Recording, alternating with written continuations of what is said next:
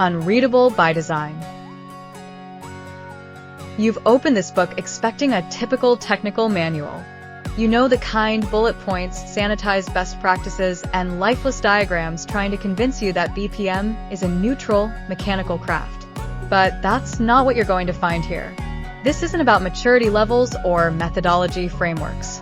This is a mirror, a confession booth, a survival guide for anyone who's ever inherited a system they didn't understand, or built one they came to regret. Unreadable by Design isn't just a clever title. It's a diagnosis, a warning, and yes, sometimes a punchline. Because the truth is, many of the worst BPM systems out there were made with the best intentions. They weren't built by villains. They were built by people just like you and me, smart, overworked, pressed for time, and slowly seduced by the phrase, "Let's just add this one thing." If you've ever said, "I'll clean it up later," and then never looked back, this book is for you. If you've ever zoomed out to 30% to fit your process diagram on the screen, this book is absolutely for you. If you've ever opened a rule and whispered, "Who wrote this?" only to realize it was you.